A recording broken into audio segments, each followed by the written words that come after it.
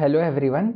हम हमारा नया कोर्स शुरू करेंगे लीनियर अलजेब्रा, जिसका ये लेक्चर तुम देख सकते हो यहाँ पर 0 रखा हो, क्योंकि इसमें बस हम बेसिक्स देखेंगे जो तुमने तुम्हारे 12th स्टैंडर्ड में पढ़ा होगा जीई के टाइम पर। एंड इफ नहीं पढ़ा है तो आज पढ़ लो। जो है मैट्रिक्स के बेसिक्स देखेंगे। एंड इस लेक्चर में हम क्या करेंगे ना कि बस देखेंगे टाइप ऑफ मैट्रिक्स क्या होते हैं, एंड फिर लेटर आगे देखेंगे कुछ प्रॉपर्टीज एंड इनवर्स कैसे निकालते, वहाँ तक हम देखेंगे। तो चलो शुरू करते हैं। एक मैट्रिक्स क्या होता है ना, बस एक रिप्रेजेंटेशन होता है, रेक्टेंगुलर रिप्रेजेंटेशन ऑफ एलिमेंट्स। ठीक है, लाइक और कुछ सिग्निफाई करता नहीं है, बस एक रिप्रेजेंटेशन है। बट इसके बेस पूरा एक अलजेब्रा है जो हम पढ़ने वाले।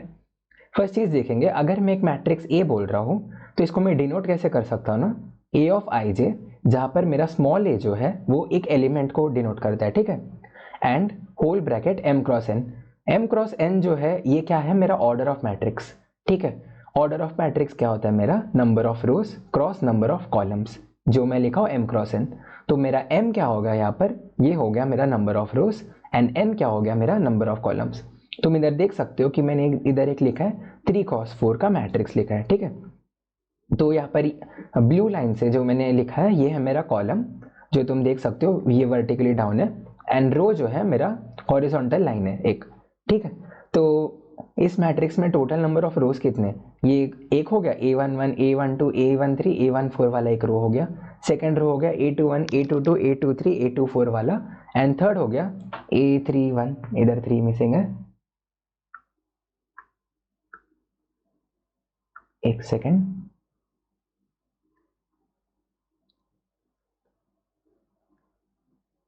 ठीक है, तो मेरा थर्ड रो हो गया A31 A32 A33 A34 वाला। तो ये मेरे नंबर ऑफ रोज हो गए जो इधर 3 दिखा रहा है, एंड मेरे नंबर ऑफ कॉलम्स जो वर्टिकल है वो 4 हो गए। तो यही है मेरे ऑर्डर ऑफ मैट्रिक्स। अगर तुम देखोगे ए आई जे, ठीक है, ये हर एक एलिमेंट को रिप्रेजेंट करता है, जहाँ आई जो है मेरा रो का नंबर है एंड जे जो है मेरे कॉलम का नंबर है। तो इधर तुम देख सकते हो कि मैंने पहला एलिमेंट को लिखा है A11, मीन्स उसका जो पोजीशन है इस पूरे मैट्रिक्स में वो है फर्स्ट कॉलम फर्स्ट रो, या मैं बोल सकता हूँ फर्स्ट रो फर्स्ट कॉलम। पहले रो को लिखते हैं एंड फिर कॉलम को लिखते हैं। नेक्स्ट एलिमेंट तुम देख सकते हो A12, उसका क्या पोजीशन है तुम्हारा इस मैट्रिक्स में, वो है फर्स्ट रो सेकंड कॉलम। वैसे ही तुम देख सकते हो A13 A14 जो है तुम्हारा first row third column first row fourth column. ऐसे ही हमने हर एक एलिमेंट लिखे हैं। ठीक है, हम इसी जो पूरे रिप्रेजेंटेशन पर हम कुछ टाइप्स देखेंगे मैट्रिक्स के। तो हमारा पहला टाइप हो जाएगा रो मैट्रिक्स, जो है एक मैट्रिक्स जिसकी एक ओनली वन रो है। नंबर ऑफ कॉलम्स कितने भी हो सकते हैं तुम्हारे, n नंबर ऑफ कॉलम्स हो सकते हैं, बट रो तुम्हारी एक ही है। जैसे एग्जांपल तुम देख सकते हो, एक हॉरिजॉन्टल मैट्रिक्स है 1 2 3 एंड 4, वही तुम्हारी एक कॉलम मैट्रिक्स है जिसमें एक ही कॉलम होगी एंड नंबर ऑफ रोज तुम्हारे n हो सकते हैं। जैसे तुम एक एग्जांपल देख सकते हो, यहाँ पर एक कॉलम मैट्रिक्स है जिसका एक ही कॉलम है एंड उसके एलिमेंट्स है 1 2 3। नल मैट्रिक्स क्या होता है ना, नेक्स्ट टाइप पर जाएंगे, जो है कि इसके सारे एलिमेंट्स जो है तुम्हारे जीरो होने चाहिए, हर एक एलिमेंट तुम्हारे जीरो होने चाहिए। एंड इसका रिप्रेजेंटेशन भी तुम ओ से देख सकते हो, लाइक ओ या बस एक जीरो से। ठीक है, इसका तुम अगर मैट्रिक्स का एक इक्वेशन लिखोगे ना, तो नल मैट्रिक्स को तुम सिर्फ जीरो से तुम रिप्रेजेंट करोगे। ठीक है, हम आगे देखेंगे ये चीज। नेक्स्ट चीज है rectangle matrix, a matrix in which number of rows does not equal to number of columns. कोई भी मैट्रिक्स को तुम रेक्टेंगल मैट्रिक्स बोल सकते हो। ठीक है, एंड इसके एग्जांपल तुम देख सकते हो कि ये वाला पहला जो एग्जांपल है इसमें नंबर ऑफ रोज कितने तुम्हारे, 2 रो है, तो इसको 2 बोल सकता हो। क्रॉस कितने नंबर ऑफ कॉलम है तुम्हारे, 3 नंबर ऑफ कॉलम है तुम्हारे। ठीक है, 3 वर्टिकल चीज है, तो ये 2 क्रॉस 3 का ये मैट्रिक्स है। तो इसमें नंबर ऑफ रोज और नंबर ऑफ कॉलम्स इक्वल नहीं है, इसलिए रेक्टेंगल मैट्रिक्स है। सेम चीज तुम इधर देख सकते हो कि तुम्हारा नंबर ऑफ रोज जो है यहाँ पर 2 है, और क्रॉस में तुम्हारा नंबर ऑफ कॉलम्स जो है वो 1 है, तो ये दोनों भी मैच नहीं करते, तो इस वजह से ये रेक्टेंगल मैट्रिक्स है। नेक्स्ट चीज तुम देख सकते हो कि स्क्वायर मैट्रिक्स है। अ square matrix a matrix in which number of rows is equal to number of columns। Rectangle matrix का एक स्पेशल केस हो सकता है स्क्वायर मैट्रिक्स, जिसमें नंबर ऑफ रोज जो है वो इक्वल होता है नंबर ऑफ कॉलम्स के। तो जैसे कि तुम्हारा 1x1 मैट्रिक्स आ गया, 2x2 मैट्रिक्स आ गया, 3x3 मैट्रिक्स आ गया, एंड सो ऑन।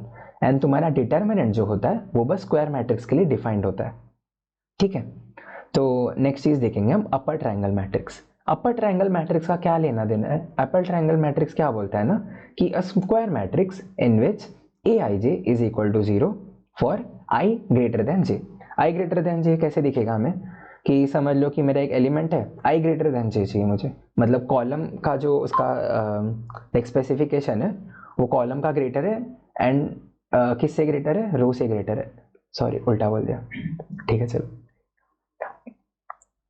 नेक्स्ट चीज हम देखेंगे वो है हमारा अपर ट्रायंगुलर मैट्रिक्स, एंड ये क्या बोलता है ना हमें कि a square matrix in which a i j is equal to 0, एक element a i j is equal to 0 है for every i greater than J.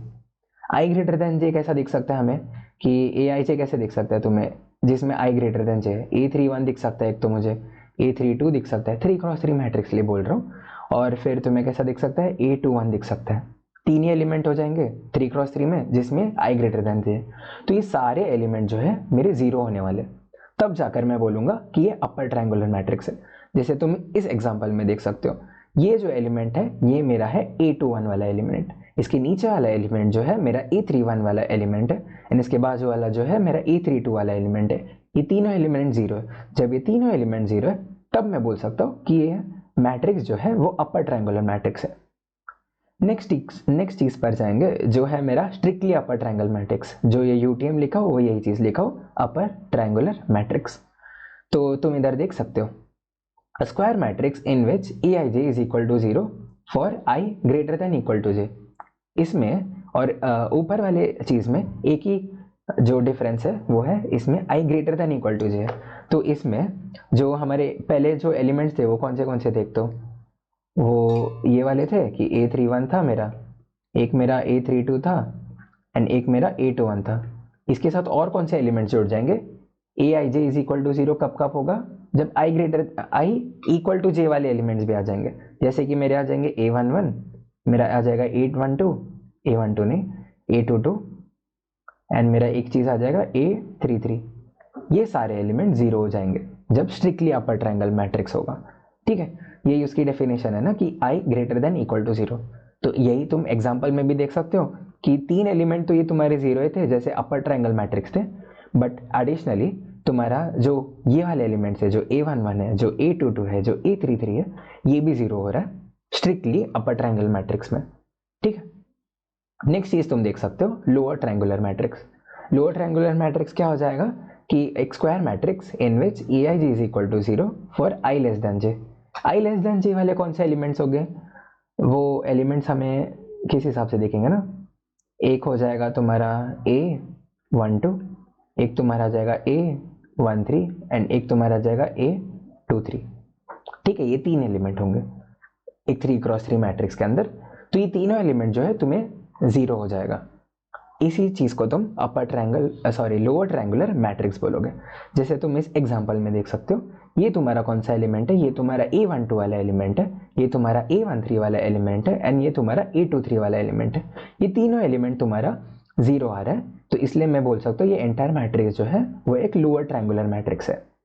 Next चीज तुम देख सकते हो स्ट्रिक्टली लोअर ट्रायंगुलर मैट्रिक्स, इसमें भी वही आ जाएगी कि इक्वालिटी आ जाएगी। ऊपर वाली डेफिनेशन में बस एक इक्वालिटी आ जाएगी। तो इसमें तीन और टर्म एक्स्ट्रा आ जाएंगे, कौन से? A11, A22, A33। सेम चीज तुम इधर देख सकते हो कि एग्जाम्पल में भी हमने वही चीज लिखा है कि इधर तुम्हारी एक मैट्रिक्स है जिसमें तुम्हारी A21 और फिर A21 नहीं A12, A13 एंड A23, ये तीनों तो तुम्हारे जीरो ही थे जैसे लोअर ट्रायंगुलर में थे, बट तुम्हारे A11, A22 एंड A33 ये वाले एलिमेंट्स भी जीरो आ रहे जब स्ट्रिक्टली लोअर ट्रायंगुलर मैट्रिक्स है। ठीक है, तो मतलब इसमें तो तुम्हें कंफ्यूजन आएगा नहीं कि अपर ट्रायंगुलर कौन सा है, लोअर ट्रायंगुलर कौन सा है। तुम देख सकते हो कि अपर ट्रायंगुलर में क्या बन रहा है? एक ट्रायंगल बन रहा है ऊपर की तरफ, एक राइट एंगल ट्रायंगल बन रहा है। तुम अगर ऐसे कुछ ड्रॉ करते हो तो कुछ ऐसे तुम अगर ड्रॉ करोगे तो तुम्हारा एक ऊपर का ट्रायंगल बन जाएगा। तो मीन्स नीचे के एलिमेंट्स तुम्हारे जीरो होने वाले। एंड यही अगर तुम देखोगे लोअर ट्रायंगुलर के लिए तो तुम्हारे इधर के एलिमेंट्स कुछ एक ट्रायंगल बना रहे, राइट एंगल ट्रायंगल नीचे की तरफ, तो ऊपर के एलिमेंट जीरो हो रहे, यही चीज है। नेक्स्ट चीज पर जाएंगे हम, जो है हमारा diagonal matrix. A matrix which is simultaneously upper triangular matrix and lower triangular matrix. ठीक है, अब तुम एक चीज देखोगे कि अगर तुम इधर देख रहे हो कि अपर ट्रायंगुलर मैट्रिक्स बोल रहे हो और लोअर ट्रायंगुलर मैट्रिक्स बोल रहे हो, दोनों में मैंने एक चीज स्पेसिफाई किया कि दोनों स्क्वायर मैट्रिक्स होने चाहिए। ठीक है, दोनों स्क्वायर मैट्रिक्स होने चाहिए। तो अगर मैं बोल रहा हूँ कि डायगोनल मैट्रिक्स जो है वो अपर ट्रायंगल भी है एंड लोअर ट्रायंगुलर भी है, तो वो एक स्क्वायर मैट्रिक्स भी हुआ। ठीक है, इस चीज पर तुम्हें ध्यान देना है। नेक्स्ट क्या है कि ये अपर ट्रायंगुलर लोअर ट्रायंगुलर है, मीन्स क्या हो जाएगा, a i j is equal to 0 for i greater than j union i less than j. ठीक है, ये हमने इधर डेफिनेशन में देखा था कि जब अपर होगा, अपर ट्रायंगुलर मैट्रिक्स होगा, तो आई ग्रेटर देन जे के लिए उसके एलिमेंट 0 हो जाएंगे, एंड जब लोअर ट्रायंगुलर मैट्रिक्स होगा तो आई लेस देन जे के लिए उसके एलिमेंट 0 हो जाएंगे। तो जब दोनों एक साथ होगा डायगोनल मैट्रिक्स के लिए, तो क्या हो जाएगा, i does not equal to j के लिए सारे एलिमेंट 0 हो जाएंगे। तो i does not equal to j के लिए कौन से एलिमेंट्स आ जाएंगे, वो सारे एलिमेंट्स आ जाएंगे जो इधर लाइन नहीं कर रहे। ठीक है, जो इधर लाइन नहीं कर रहे, इसके डायगोनल पर लाइन नहीं कर रहे, तो इसके डायगोनल पर जो एलिमेंट्स लाइन नहीं कर रहे वो सारे 0 हो जाएंगे इन अ डायगोनल मैट्रिक्स, यही चीज कहना चाहते हैं। नेक्स्ट चीज देखेंगे स्केलर मैट्रिक्स। स्केलर मैट्रिक्स क्या है, एक डायगोनल मैट्रिक्स है in which all entries are equal. ठीक है, तो डायगोनल मैट्रिक्स तुमने देखा था, यहाँ पर क्या होता है, एक स्क्वायर मैट्रिक्स होता है। ठीक है, एंड ये लोअर ट्रायंगुलर और अपर ट्रायंगुलर एक साथ होता है। तो स्केलर मैट्रिक्स क्या हो जाएगा तुम्हारा कि एक डायगोनल मैट्रिक्स ही होगा, एक स्क्वायर मैट्रिक्स होगा, इट मीन्स एंड इसके सारे एलिमेंट्स जो है वो इक्वल एंट्री के होंगे। ठीक है, सारे एलिमेंट्स एक ही नंबर होंगे उसके। तो तुम इसके एग्जांपल देख सकते हो कि इधर एक 2x2 का मैट्रिक्स है जिसके सारे एंट्रीज जो है वो 2 है, सारे डायगोनल एंट्रीज बोल सकता हूँ मैं। नेक्स्ट चीज बोल सकता हूँ मैं कि इधर भी एक 3x3 का मैट्रिक्स लिया हमने जिसके सारे डायगोनल एंट्रीज जो है वो 3 है हमारे। ठीक है, तो नेक्स्ट चीज पर बढ़ेंगे जो है हमारा आइडेंटिटी मैट्रिक्स या यूनिट मैट्रिक्स। यूनिट मैट्रिक्स क्या है ना, हमारा एक स्केलर मैट्रिक्स है जिसकी जो डायगोनल एंट्री जो है हमारी फिक्स्ड है, जो है 1। ठीक है, तो यही तुम्हारी यूनिट मैट्रिक्स है जिसका डिटर्मिनेंट का भी वैल्यू तुम्हारा हमेशा 1 आता है। तो मैं एक चीज लिख लेता हूँ यहाँ पर, क्या लिखता हूँ कि determinant of I is equal to 1। ठीक है, ये ऑलवेज ट्रू है ये चीज। एंड इधर I2 I3 क्या लेना है कि ये बस 2x2 का मैट्रिक्स है, ये 3x3 का मैट्रिक्स है, तो ये चीज दिखा रहा है। नेक्स्ट चीज पर चलते हैं, हमारे जो है हमारा प्रिंसिपल डायगोनल। अभी ये क्या है ना कि प्रिंसिपल डायगोनल क्या है, elements of a square matrix. ठीक है, elements of a square matrix जिसको AIJ से डिनोट करते हैं when I is equal to J। तो प्रिंसिपल डायगोनल पे कौन से एलिमेंट्स आएंगे जो ये वाले डायगोनल पर लाई करेंगे, इनका I is equal to J condition satisfy होना चाहिए। तो हमारे कौन से एलिमेंट्स आ जाएंगे इन अ 3x3 मैट्रिक्स, वो आएंगे हमारे A11 A22 A33। ठीक है, तो यही तुम बोल सकते हो कि स्केलर मैट्रिक्स जो है वो क्या है कि प्रिंसिपल डायगोनल के एलिमेंट सारे इक्वल होने चाहिए। वही आइडेंटिटी मैट्रिक्स तुम क्या बोल सकते हो कि प्रिंसिपल डायगोनल के तुम्हारे सारे एलिमेंट्स 1 होने चाहिए। ठीक है, नेक्स्ट चीज पर जाते हैं जो है हमारा ट्रांसपोज ऑफ अ मैट्रिक्स। अगर तुम देखो कि ट्रांसपोज ऑफ अ मैट्रिक्स, तो ये क्या होता है ना कि ये बस एक मैट्रिक्स है जिसका हमने रोज और कॉलम्स एक दूसरे के साथ इंटरचेंज कर लिया। जैसे कि तुम इधर एग्जांपल देख सकते हो कि A इज इक्वल टू एक मैट्रिक्स दिया है मुझे 3x2 का, और इसके एलिमेंट्स कौन से, पहले कॉलम में है ACE, दूसरे कॉलम में है BDF। ठीक है, तो इसका ट्रांसपोज क्या होगा ना कि इसका जो रोज होगा, ठीक है, रो में मेरा कौन सा था, A और B था, तो वो उसका कॉलम बन जाएगा। जो तुम देख सकते हो A ट्रांसपोज में जो A का रो था वो A ट्रांसपोज में उसका कॉलम बन चुका है AB करके। सेम चीज तुम इधर देख सकते हो कि CD जो था तुम्हारा, जो तुम्हारा रो था वो तुम्हारा कॉलम बन चुका है A ट्रांसपोज में। वही तुम्हारा EF जो तुम्हारा रो था A में, वही तुम्हारा A ट्रांसपोज में EF जो है तुम्हारा कॉलम बन चुका है। तो इससे क्या हो जा रहा है ना, तुम्हारा ऑर्डर चेंज हो जा रहा है। तुम अगर देख रहे हो कि if A is equal to like matrix of order m cross n and इसके सारे एलिमेंट जो है वो IJ से हम AIJ से हम डिनोट कर रहे हैं, तो A ट्रांसपोज जो है वो क्या आ जाएगा ना मेरा, वो एक मैट्रिक्स आएगा जिसका ऑर्डर जो है वो रिवर्स हो गया। रिवर्स नहीं बोल सकता हूँ मैं, बोलूंगा बस इंटरचेंज हो गया नंबर ऑफ रोज और नंबर ऑफ कॉलम्स में। तो अगर ये m क्रॉस n का मैट्रिक्स था तुम्हारा, ठीक है, तो उसका ट्रांसपोज का ऑर्डर क्या हो जाएगा, n क्रॉस m हो जाएगा। ये चीज़ तुम्हें ध्यान रखनी है। तो ये कुछ प्रॉपर्टीज है ट्रांसपोज के कि अगर तुम ऐड करोगे और तुम होल ट्रांसपोज लिखोगे तो तुम इंडिविजुअली ट्रांसपोज को तुम डिस्ट्रीब्यूट कर सकते हो, like a plus b plus c का whole transpose is equal to a transpose plus b transpose plus c transpose. Next चीज़ तुम देख सकते हो कि a ट्रांसपोज का होल ट्रांसपोज ये तुम्हारा आ जाएगा a। लाइक वही चीज़ हो गया ना कि अगर तुमने a को घुमाया, ठीक है, लाइक तुमने इंटरचेंज किया रोज एंड कॉलम्स, तो तुम्हारा कुछ इस तरह से आ जाएगा। अब फिर तुम फिर से इसका इंटरचेंज करोगे, फिर से इसका ए ट्रांसपोज का ट्रांसपोज निकालोगे, तो वही आ जाएगा ना कि तुम्हारा कॉलम जो है फिर से एक रो की तरफ आ जाएगा और ये वाला भी कॉलम है रो की तरफ आ जाएगा, तो तुम्हारा ए ही मिल जाएगा। नेक्स्ट चीज तुम देख सकते हो ए बी का होल ट्रांसपोज जो है वो बी ट्रांसपोज इंटू ए ट्रांसपोज, या ई बी सी डी का होल ट्रांसपोज जो है वो रिवर्स ऑर्डर में तुम्हारे ट्रांसपोज का प्रोडक्ट आ जाएगा। ठीक है, ये सब चीज़ें तुम प्रूव करके देख सकते हो। कोई भी एक 2x2 का मैट्रिक्स ले लो और तुम प्रूव करने चले जाओ ये चीज़ें। नेक्स्ट चीज़ तुम देख सकते हो कि अगर कोई स्केलर है जो एक मैट्रिक्स के साथ मल्टीप्लाइड है और उसका होल ट्रांसपोज ले सकते हो, तो तुम वो स्केलर को बाहर निकाल सकते हो। ठीक है, आगे बढ़ेंगे ट्रेस ऑफ अ मैट्रिक्स में।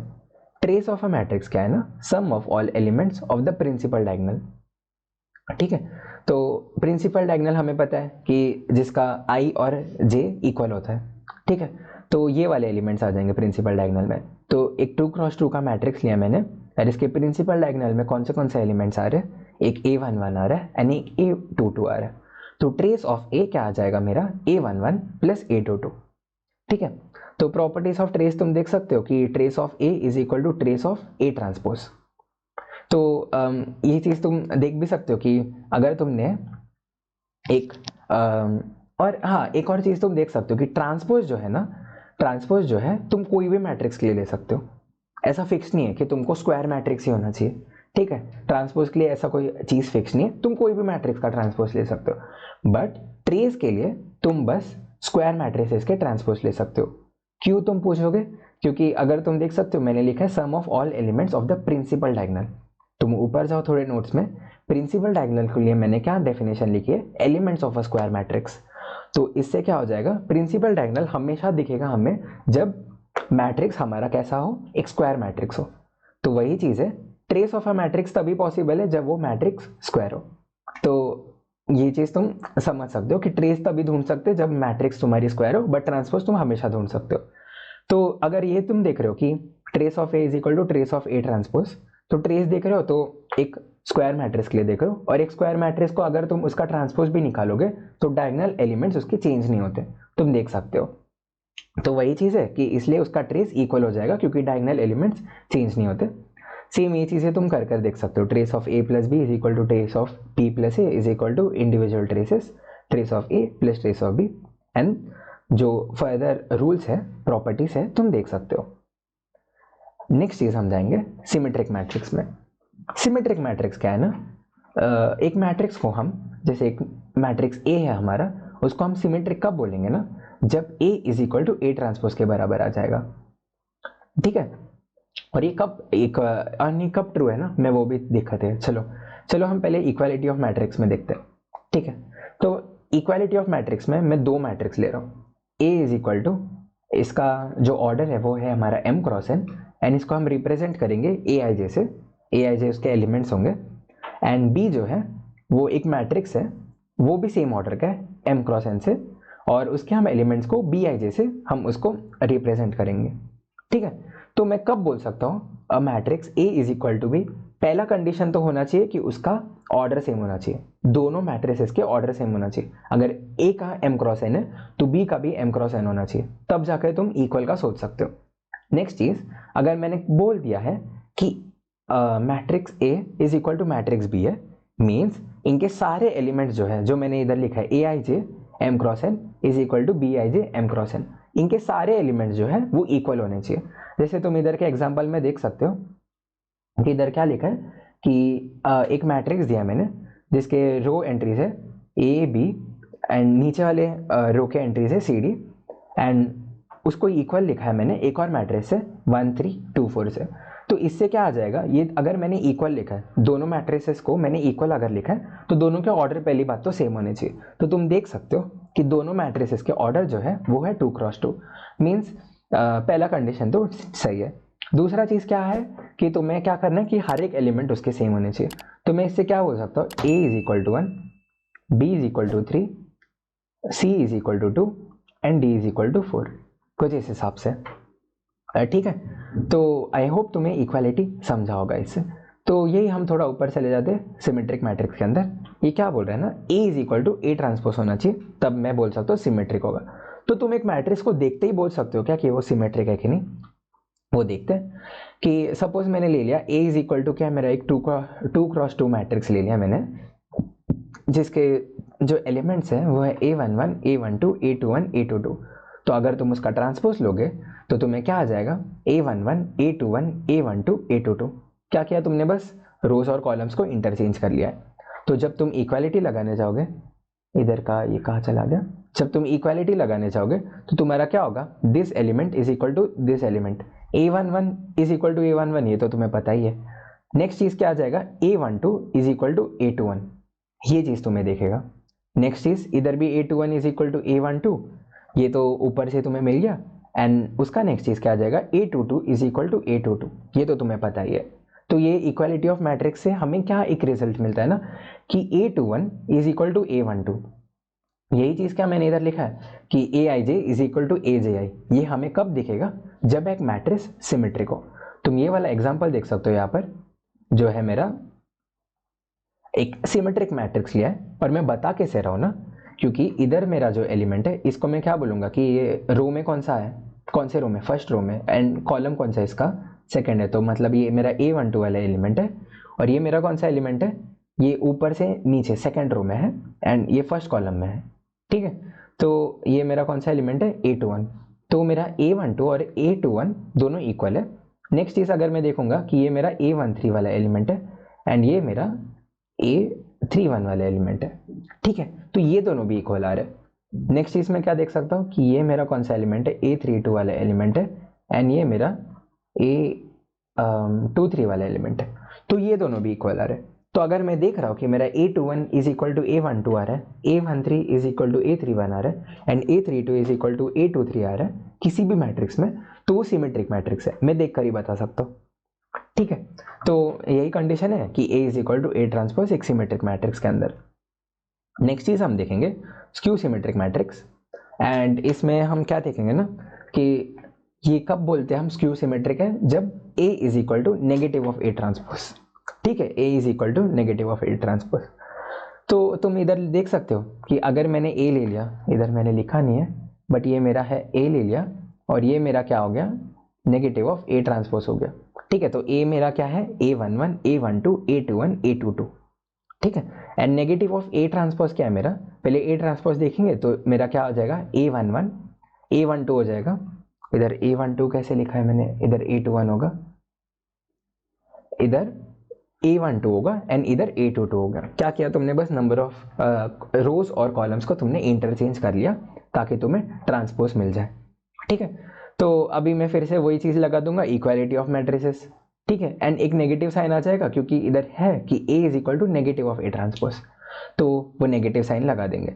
तो पहले क्या आ जाएगा मुझे, a11 is equal to negative of a11, पहली बात तो ये आ जाएगी। तो a11 is equal to negative of a11 आ जाएगा। तो तुम इसको कैसे लिख सकते हो, 2 times of a11 is equal to 0, जिससे मेरा ये रिजल्ट आता है कि a11 इज इक्वल टू 0। ठीक है, नेक्स्ट चीज तुम क्या देख सकते हो कि a12 is equal to negative of a21। ठीक है, नेक्स्ट चीज मैं इधर लिख लेगा कि a12 is equal to negative of a21। Next चीज क्या देख सकते हो, a21 is equal to negative of a12, ये तुम्हें ऊपर से मिल चुकी थी। एंड जो नेक्स्ट चीज है वो तुम देख सकते हो, a22 is equal to negative of a22।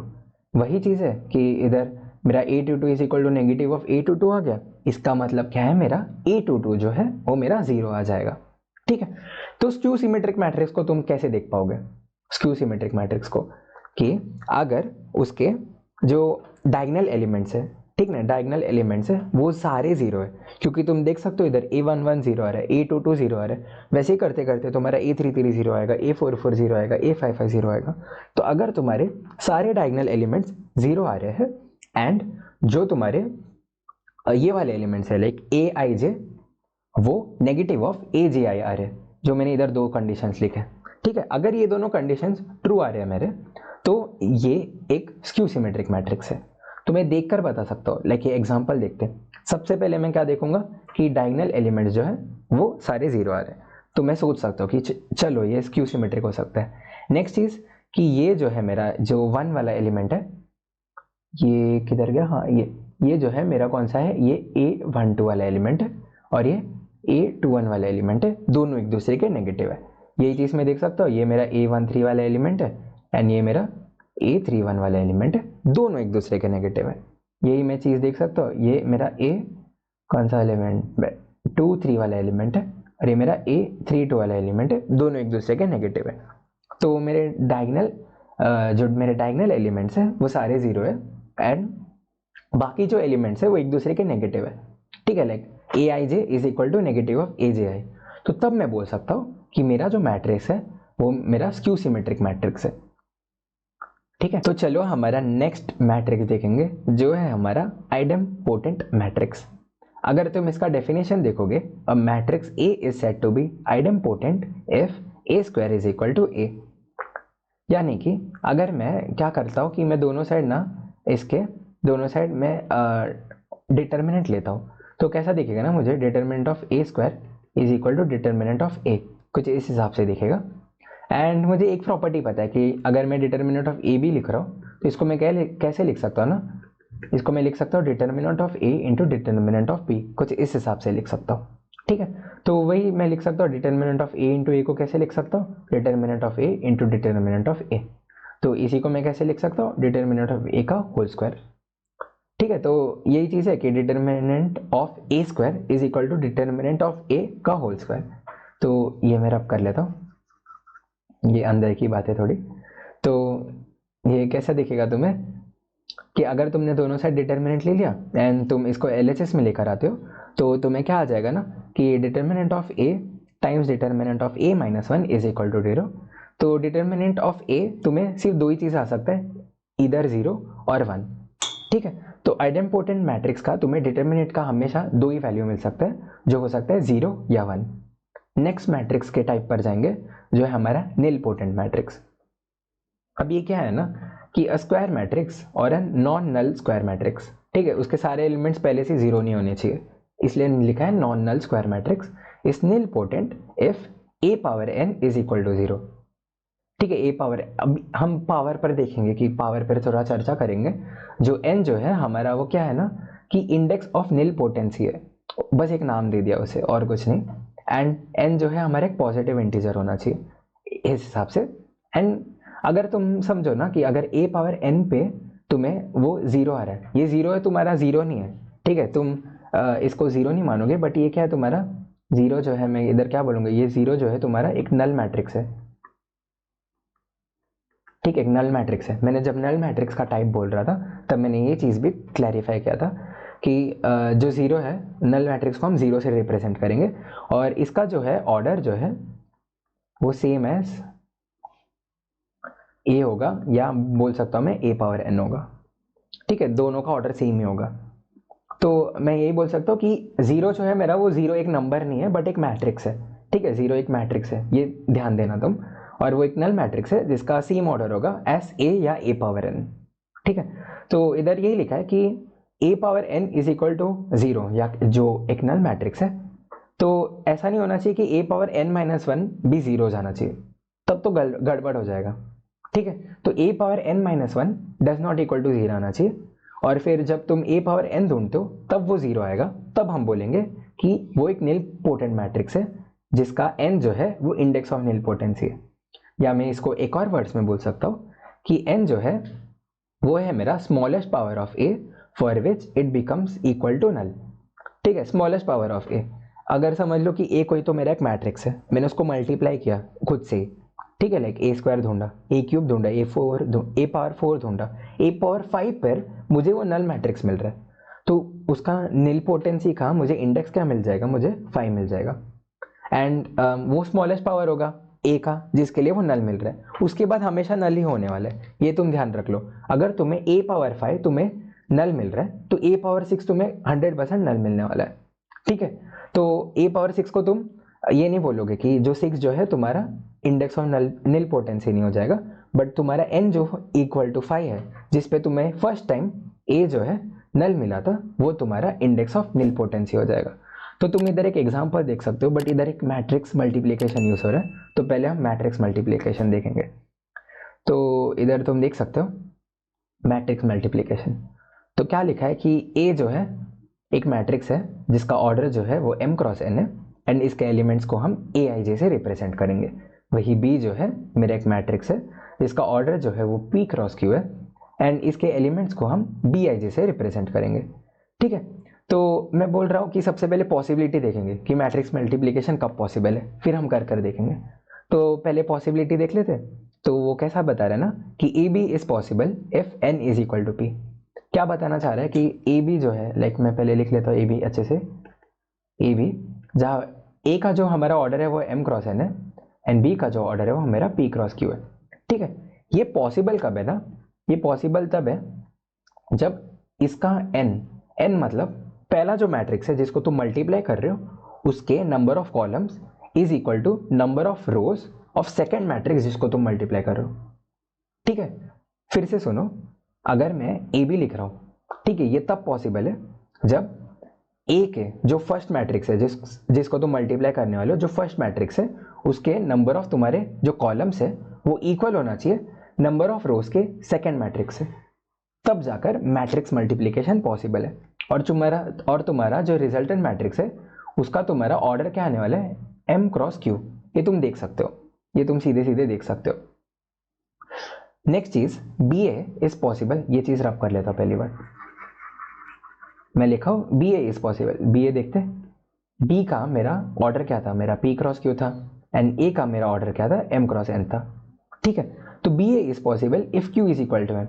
तो क्या ये सेंस बनाएगा, फिर से फर्स्ट मैट्रिक्स का मेरा नंबर ऑफ कॉलम जो है वो इक्वल होना चाहिए सेकेंड मैट्रिक्स के नंबर ऑफ रोज से। तो हाँ, सेंस बनाता है कि q is equal to m होगा, तब जाकर मैट्रिक्स मल्टीप्लिकेशन मेरा पॉसिबल होगा।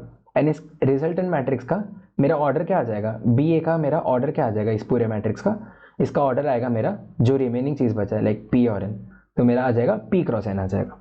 ये चीज तुम देख सकते हो यहाँ पर नीचे वाले एग्जाम्पल में। मैं एक बार क्लियर अप कर लेता हूँ। नीचे वाले इस एग्जांपल में देखो कि मेरा एक मैट्रिक्स है, ये भी रब कर दिया मैंने, ये वाला एक पहला मैट्रिक्स है, एक रो मैट्रिक्स है तुम्हारा जिसका एक ही रो है, 1 2 3 उसके एलिमेंट्स है। तो इसका मैं ऑर्डर कैसे लिख सकता हूँ, एक रो है एंड मुझे इधर 3 कॉलम दिख रहे हैं, तो 1 क्रॉस 3 लिख सकता हूँ। यही चीज तुम इधर देख सकते हो कि एक और मैट्रिक्स है मेरा, एंड जिसमें नंबर ऑफ रोज जो है मेरे पास 3 है और नंबर ऑफ कॉलम्स जो है मेरे पास 2 है। तो क्या इनका मैट्रिक्स मल्टीप्लिकेशन हो सकता है क्या, पहले वो देखेंगे। तो मैं क्या बोला था, मैंने क्या बोला था कि पहला मैट्रिक्स जो है जिसको तुम मल्टीप्लाई कर रहे हो उसका नंबर ऑफ कॉलम्स मतलब 3 वो इक्वल होना चाहिए दूसरे मैट्रिक्स के नंबर ऑफ रोज से, जो यहाँ पर है 3, ये दोनों मैच कर गए, मीन्स इनका मैट्रिक्स मल्टीप्लिकेशन पॉसिबल है। तो जो रिजल्टेंट मैट्रिक्स आएगा मेरा उसका ऑर्डर क्या आने वाला है तुम देख कर बता सकते हो। इधर क्या आ जाएगा तुम्हारा, इधर 1 क्रॉस 2 आ जाएगा, एक इधर 1 है एंड इधर 2 है, तो तुम्हारे इधर 1 क्रॉस 2 आने वाला है। एंड तुम इधर मल्टीप्लाई करके भी देख सकते हो। कैसे करते हो तुम मल्टीप्लाई, पहले वो देखते हैं कि अगर मैंने एक मैट्रिक्स लिया है ए, इसके एलिमेंट्स में ले रहा हूँ इधर A B C D, and B ले रहा हूँ एक मैट्रिक्स जिसके मैं एलिमेंट्स ले रहा हूँ P Q and R S. तो ए बी का मल्टीप्लीकेशन कैसे कर रहा हूँ ना मैं, ए बी का मल्टीप्लीकेशन में कुछ इस तरह से कर रहा हूँ कि सबसे पहले जो रो है, ठीक है, ए सी वाला जो रो है वो मल्टीप्लाई होगा ये वाले एलिमेंट से, पी क्यू एलिमेंट से। तो ये कैसा दिखेगा मेरा, ये कुछ इस हिसाब से दिखेगा कि ए जो है वो पी के साथ मल्टीप्लाई होगा, एंड सी जो है एक एडिशन का साइन लग जाएगा, एंड सी जो है वो क्यू के साथ मल्टीप्लाई होगा, कुछ इस हिसाब से। ये हमारा एक एलिमेंट आ गया। नेक्स्ट चीज हम क्या करेंगे, यही चीज जो ए सी जो है मेरा यहाँ पर, इसको हम मल्टीप्लाई करेंगे आर एस से, सेम वे में हम मल्टीप्लाई करेंगे।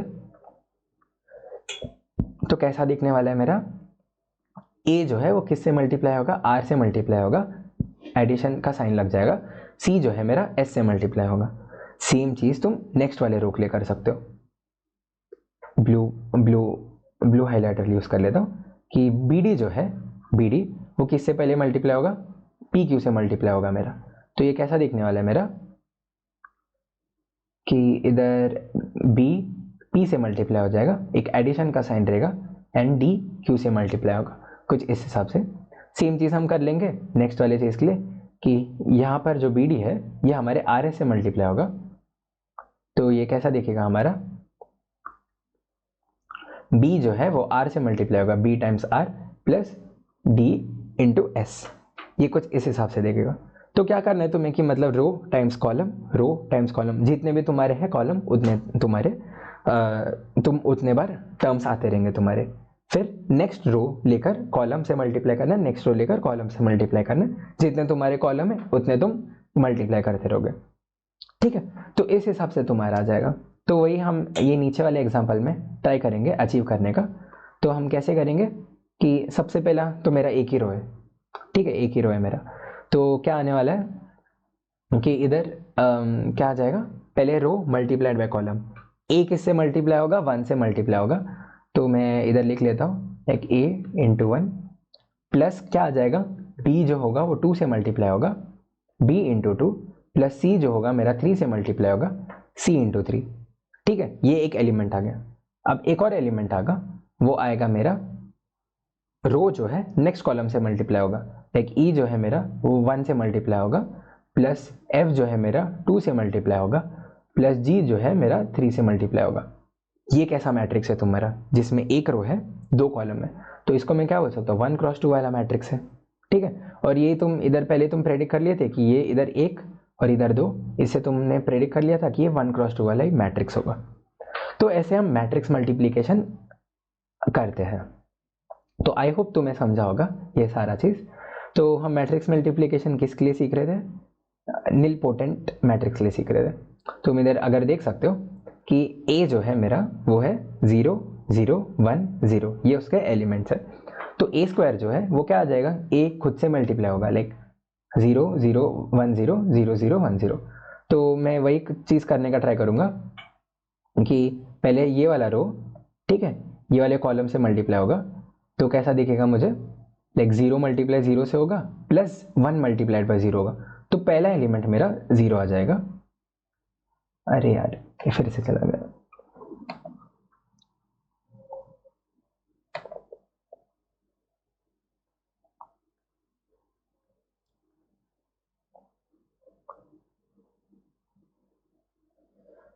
तो ये हम सीख क्यों रहे थे, निलपोटेंट मैट्रिक्स के लिए। तो हम ये वाला चीज़ करेंगे कि मैट्रिक्स मल्टीप्लिकेशन यहाँ पर, जहाँ पर हमारा इनिशियल मैट्रिक्स जो है ए वो है 0 1 0 0 एंड ए स्क्वायर जो है वो मेरा है 0 1 0 0 मल्टीप्लाइड बाय 0 1 0 0, ठीक है। तो अभी जस्ट हमने मैट्रिक्स मल्टीप्लिकेशन देखा था, और हम क्या करेंगे कि जो पहला वाला रो है जो है मेरा 0 और 1 वाला, इसको हम मल्टीप्लाई करेंगे इस वाले कॉलम से। तो क्या आ जाएगा 0 इंटू 0 प्लस 1 इंटू 0, जो मेरा देगा रिजल्ट 0। ऐसे ही तुम करते जाओगे और तुम्हें सारे एलिमेंट्स तुम्हारे 0 ही आ जाएंगे, तुम देख सकते हो, ठीक है। तो ये जो है मेरा क्या आ गया कि मेरा ए स्क्वायर जो है वो एक नल मैट्रिक्स आ रहा है of order 2 cross 2 same as A. तो मैं क्या बोल सकता हूँ, 2 जो है मेरा वो है इंडेक्स ऑफ निलपोटेंसी, निलपोटेंसी। इसके बाद तुम देखोगे ए क्यूब ढूंढो, वो भी एक नल मैट्रिक्स आएगा, ए टू द पावर 4 ढूंढो, वो भी एक नल मैट्रिक्स आएगा। बट ए स्क्वायर जो है वो है स्मॉलेस्ट पावर ऑफ ए, जिसके लिए हमारा जो मैट्रिक्स है वो नल मैट्रिक्स बन रहा है। तो आई होप तुम्हें समझा होगा ये चीज़।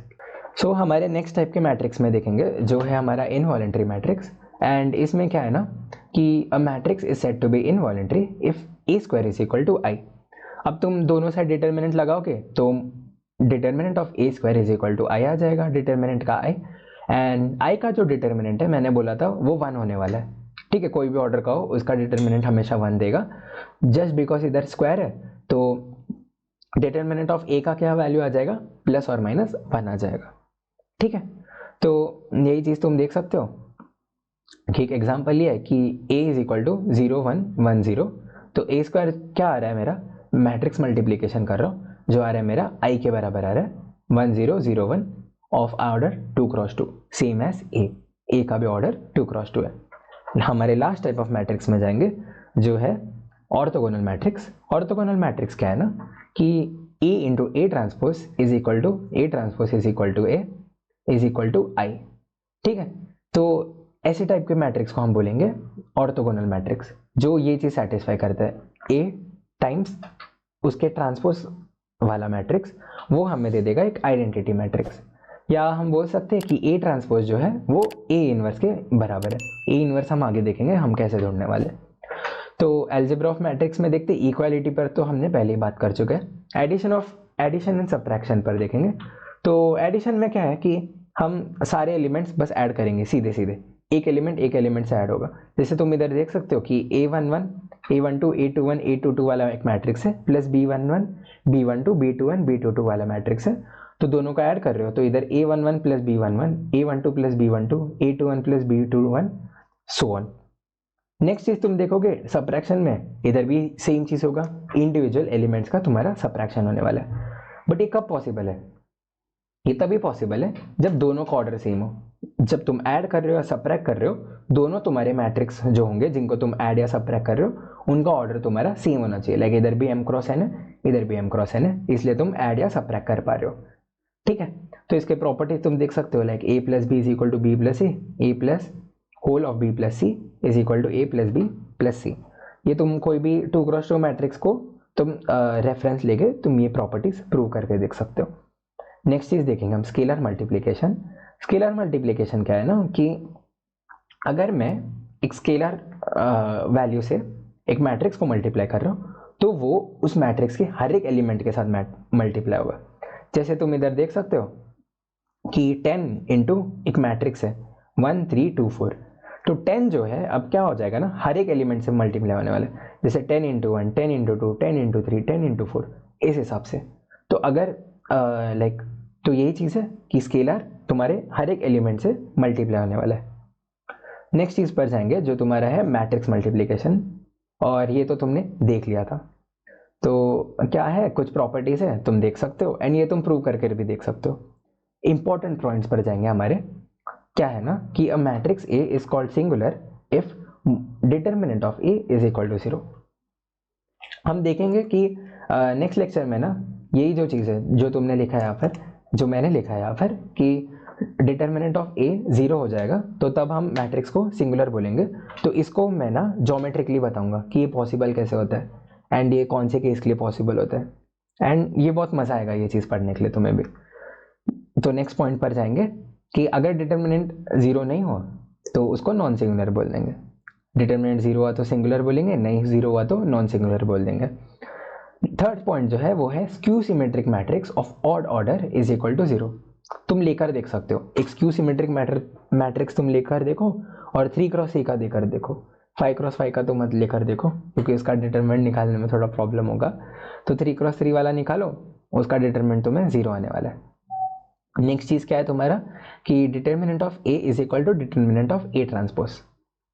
एंड और दो प्रॉपर्टी है, जैसे कि तुम्हारा अगर मैट्रिक्स मल्टीप्लिकेशन में, ठीक है, लाइक लैम्डा जो है वो तुम्हारा एक स्केलर है और स्केलर जो है तुम्हारे एक मैट्रिक्स से मल्टीप्लाइड है, ठीक है, और तुमने एंटायर डिटर्मिनेंट लिया तो लैम्डा मैं बाहर निकाल सकता हूँ to the power order of A. Like ये किसके लिए ट्रू है, लाइक कैसा होगा ना ये मैं बताता हूँ तुम्हें, ये अगर चीज़ तुम्हें समझे नहीं तो ये सेम एग्जांपल ले लेते हैं 10 ऑफ 1 2 3 4 कुछ इस हिसाब से, ठीक है। तो ये बोल रहा है और इसका मैं डिटर्मिनेंट ले रहा हूँ कुछ इस हिसाब से। तो ये क्या बोल रहा है ना कि ये किसके बराबर आना चाहिए, ये आना चाहिए lambda to the power n. N क्या है, मेरा ऑर्डर है, लाइक ये 2x2 है, ठीक है, तो एन क्या है, मेरा 2 है इधर, तो ये 10² आना चाहिए और फिर इंटू डिटर्मिनेंट ऑफ ए आना चाहिए, जहाँ पर मेरा ए है ये वाला मैट्रिक्स। तो डिटर्मिनेंट ऑफ ए क्या आने वाला है, मेरा डिटर्मिनेंट ऑफ ए क्या आ जाएगा, मेरा 1 इंटू 4 नेगेटिव ऑफ 2 इंटू 3 आ जाएगा। तो ये क्या आ जाएगा, मेरा -2 आने वाला है डिटर्मिनेंट ऑफ ए। तो ये क्या आ जाएगा इधर इंटू -2 आ जाएगा जो मेरा देगा -200 देगा, ठीक है। तो हम इसको क्रॉस प्रूव कैसे करेंगे, करके देखते चलो कैसे करेंगे। कि हम क्या करते हैं, हमने सीखा था ना जस्ट कि अगर मैं 10 इंटू 1 2 3 4 इसी हिसाब से ले रहा था तभी जाके 4 इंटू, हाँ ठीक है, इसी हिसाब से ले रहा था। ठीक है, मैटर नहीं करता है। तो ये कैसा दिखेगा मेरा 10, 30, 20 एंड 40, कुछ इस हिसाब से। एंड अब जाकर तुम डिटरमिनेंट लोगे इसका। लेकिन ये मेरा a है, ठीक है, ये मेरा एक स्केलर है लैम्बडा, ठीक है, लैम्बडा टाइम्स a लिख रहा हूँ, तो ये मेरा इस हिसाब से आ रहा है, जो स्केलर है वो हर एक एलिमेंट पर जाकर मल्टीप्लाई हो रहा है। अब जाकर मैं इसका अगर डिटरमिनेंट ले रहा हूँ तो क्या आ रहा है, ये 400 माइनस 900, 900 नहीं, ये कितना आ रहा है, 600 आ रहा है, जो मेरा आ रहा है नेगेटिव 200। तो इससे तुम प्रूव करके देख सकते हो कि ये जो प्रॉपर्टी है तुम्हारी ट्रू है।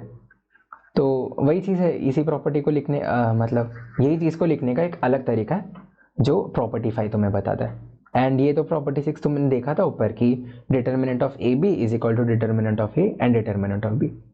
चलो हमारे फाइनल सेक्शन की तरफ आते हैं इस लेक्चर के, जो है माइनर्स एंड कोफैक्टर। इसी से हम इनवर्स के लिए बिल्ड करेंगे। तो सबसे पहले हमारा आराम से एक 3x3 वाला मैट्रिक्स देखते हैं। ए इज इक्वल टू 3x3 वाला एक मैट्रिक्स है जिसका मैंने सारे एलिमेंट्स लिखा है। सारे एलिमेंट्स लिखने में तुम्हें कोई तकलीफ नहीं होगी। तो माइनर देखेंगे, माइनर क्या होगा। अगर मैं माइनर ऑफ 1 1 देख रहा हूँ, ठीक है, माइनर ऑफ 1 1 देख रहा हूँ, तो ये कैसे आएगा ना, अगर मैं इस एलिमेंट का माइनर देख रहा हूँ, मुझे क्या करना चाहिए, ये सारी चीज़ें भूल जानी चाहिए अभी के लिए, ये सारी चीज़ें मुझे भूल जानी चाहिए और बस इस चीज़ पर फोकस करना चाहिए। तो अगर मुझे ये वाले एलिमेंट का निकालना है, A11 का निकालना है, तो पूरे उसके उसके आसपास जितने भी एलिमेंट्स है वो तुम गायब कर दो एंड जो तुम्हें बचता है उसका डिटर्मिनेंट ले लो। जैसे तुम इधर देख सकते हो मैंने लिखा है M11 जो है तुम्हारा माइनर है of 1 1 is equal to A22, A23, A32, A33 वाला डिटर्मिनेंट।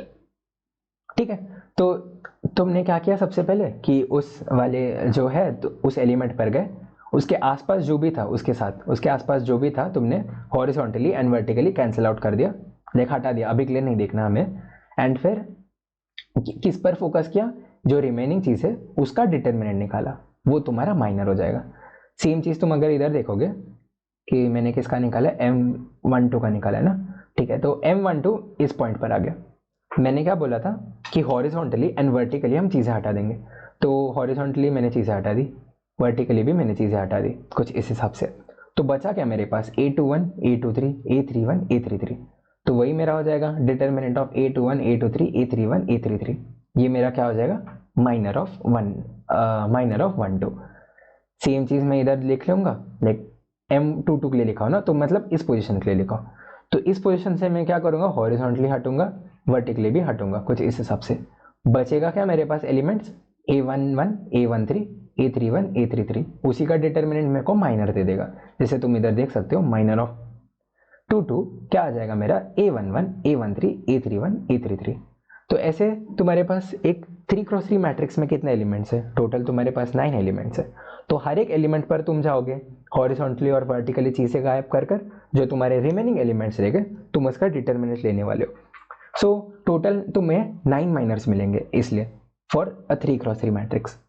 तो अभी तुमने, आई होप तुम्हें माइनर समझा होगा। तो इसी से तुम को फैक्टर निकालोगे। को फैक्टर क्या है ना, बस एक तुम्हें एक साइन दे देगा माइनर के ऊपर, माइनर के साथ जो तुम्हारा एक साइन है बस तुम्हें को फैक्टर दे देगा। को फैक्टर क्या करता है, तुम इधर देख सकते हो, इधर लिखा है कि C of i j, C क्या है हमारा, मेरा को फैक्टर है, is equal to negative of 1 to the power I plus j M of into M of i j. ठीक है, तो अगर तुम इधर देखोगे पहले पोजीशन का, अगर मैंने पहले पोजीशन का को फैक्टर निकालने का ट्राई किया तो क्या आ रहा है ना कि C11 is equal to negative 1 to the power 1 plus 1, ये I है, ये मेरा J है, तो I प्लस J जो मेरा आ रहा है 1 प्लस 1 इंटू M11, तो ये आ जाएगा। एंड ये क्या आएगा तुम्हारा, पॉजिटिव 1 आ जाएगा, negative 1 to the power square क्या आ जाएगा तुम्हारा, इधर पॉजिटिव 1 आएगा। ये चीज़ तुम देखोगे इधर C12 क्या आ जाएगा मेरा, negative 1 upon two the power 1 plus 2 जो मेरा देगा नेगेटिव 1 टू द पावर 3 जो मेरा देगा अगेन नेगेटिव 1। तो ये C12 क्या आ जाएगा मेरा, नेगेटिव ऑफ M12, वही तुम देखोगे C13 मेरा आ जाएगा पॉजिटिव ऑफ M13। ठीक है, तो यही चीज़ है, को फैक्टर क्या करता है, एक माइनर को बस एक साइन दे देता है। आई होप तुम्हें समझा होगा ये चीज़। तो तुम्हें 9 माइनर्स मिल रहे थे फॉर अ 3x3 मैट्रिक्स, तो तुम्हें को फैक्टर्स भी कितने मिलेंगे, टोटल 9 मिलेंगे।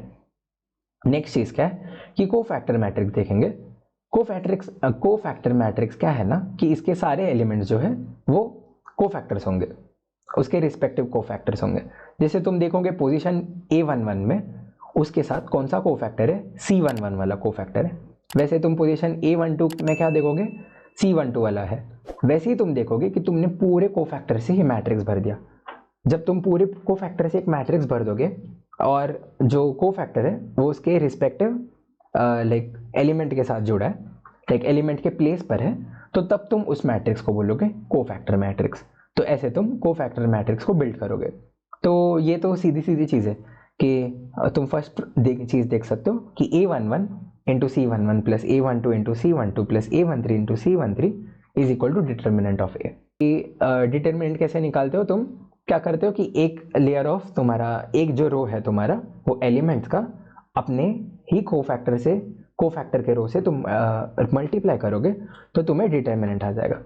बट वही चीज़ अगर तुम कोई डिफरेंट कोफैक्टर से करना का ट्राई करोगे, ठीक है, जैसे कि तुमने दूसरे वाले रो से ट्राई किया, यहाँ पर तुम्हारे कोफैक्टर मैट्रिक्स के इस वाले रो से तुमने ट्राई किया किसको मल्टीप्लाई करने का, तुम्हारे फर्स्ट वाले एलिमेंट्स को मल्टीप्लाई करने का ट्राई का, तो फिर तुम्हें 0 आ जाएगा, ठीक है। एंड सेम चीज़ अगर तुमने इससे मल्टीप्लाई करने का ट्राई किया तुम्हारे पहले रो के एलिमेंट से, किसके एलिमेंट से, तुम्हारे जो इनिशियल मैट्रिक्स थे उसके एलिमेंट से तुमने उसको मल्टीप्लाई करने का ट्राई किया तो तुम्हें 0 आ जाएगा।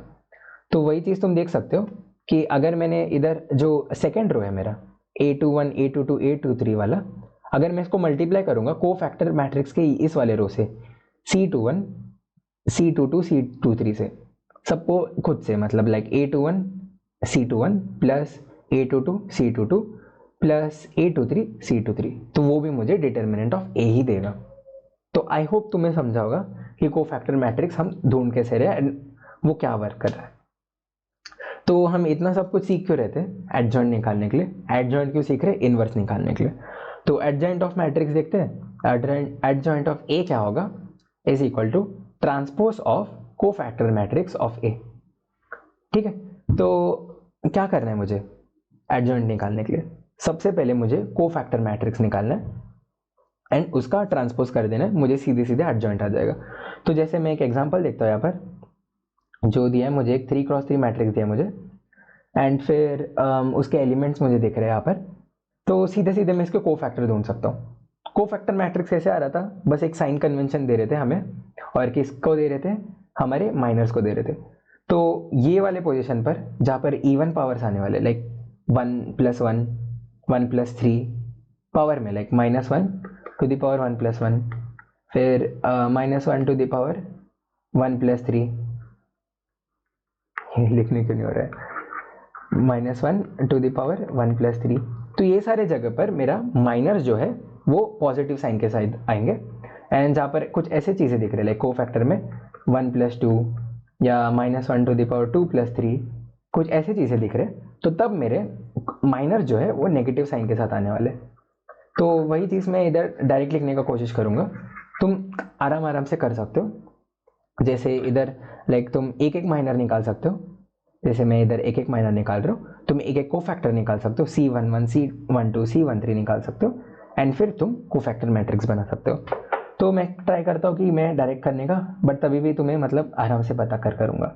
तो सबसे पहले क्या करना है, मुझे C11 भरना है, ठीक है, ये वाला पोजीशन भरना है। तो मैं क्या करूँगा, इधर का और इधर का पहले हटा दूंगा, इसका डिटर्मिनेंट निकालूंगा लाइक 3 × 2 -1 1 × 1। तो 3 × 2 -1 × 1 क्या आ जाएगा मेरा, 5 आने वाला है। और इसका साइन क्या रहेगा, पॉजिटिव ही रहेगा, नेगेटिव नहीं होगा, क्योंकि उसका -1 टू द पावर क्या आने वाला है इधर 1 + 1, ठीक है। ये A11 वाला पोजीशन है ना, इस वजह से। नेक्स्ट चीज पर जाएंगे हमारा, रुक जाओ, ये हटा देते और ये हटा देते, ये नहीं हटना चाहिए था। नेक्स्ट वाले पर जाएंगे जो मेरा रहेगा A12 वाला पोजीशन। तो इधर क्या आ जाएगा मेरा, ये वाला पोजीशन है, तो मैं इधर एक लाइन मारता हूँ, इधर एक लाइन मारता हूँ। तो क्या दिख रहा है मेरे को, 2 × 2 -3 × 1। तो ये कैसा दिखेगा मुझे, 2 × 2 -3 × 1, ये मुझे 1 देगा, बट इधर एक नेगेटिव साइन लगेगा क्योंकि इधर -1 टू द पावर क्या आ जाएगा, 1 + 2 आ जाएगा, इस हिसाब से। नेक्स्ट चीज देखेंगे हम इस वाले पोजीशन के लिए जो है मेरा A13 वाला पोजीशन। तो इसके लिए क्या आ जाएगा मेरा, 2 × 1 -3 × 3। तो ये क्या आ जाएगा मेरा -7 आ जाएगा, और ये साइन सेम ही रहेगा, चेंज नहीं होगा, क्योंकि लाइक सेम ही रीज़न है, साइन चेंज नहीं होगा क्योंकि ये इवन पावर में आ जाएगा, लाइक -1 टू द पावर 1 + 3 इस हिसाब से। तो वैसे ही करते करते तुम पूरा ये मैट्रिक्स भर सकते हो। तो चलो एडजॉइंट ऑफ मैट्रिक्स हो गया, तो हमारे लास्ट टॉपिक पर आते हैं इनवर्स ऑफ अ मैट्रिक्स। तो इनवर्स ऑफ अ मैट्रिक्स हम कैसे ढूंढेंगे ना, वो क्या होगा कि एक बार तुमने एडजॉइंट ऑफ मैट्रिक्स ढूंढ लिया तो उसको डिवाइडेड बाय जो डिटर्मिनेंट का वैल्यू है हमारा ए का, उससे हम डिवाइड कर देंगे। बट सबसे पहले हमें क्या चेक करना चाहिए ना इनवर्स ऑफ अ मैट्रिक्स ढूंढने के लिए, कि डिटर्मिनेंट ऑफ ए जीरो तो नहीं है, वो नॉन जीरो होना चाहिए, ठीक है, क्योंकि इधर यही चीज़ कंडीशन ट्रू है कि यही कंडीशन ज़रूरी है कि inverse of a matrix only exist if the given matrix is a non singular matrix, that is determinant of A does not equal to zero. क्योंकि अगर जीरो हो गया तो ये नॉट डिफाइंड हो जाएगा, तो इनवर्स नॉट डिफाइंड हो जाएगा। तो तभी ये डिफाइंड रहेगा जब determinant of A does not equal to zero हो जाएगा, या कि वो एक नॉन सिंगुलर मैट्रिक्स रहेगा, ठीक है। तो ये कुछ प्रॉपर्टीज है कि तुम देख सकते हो, ये कुछ प्रॉपर्टीज, एंड ये तुम्हें क्वेश्चन सॉल्व करना है। क्या करना है, फाइंड इनवर्स ऑफ ए, और ए तुम्हें दिया है। सबसे पहले क्या करोगे तुम, डिटर्मिनेंट ऑफ ए ढूंढोगे।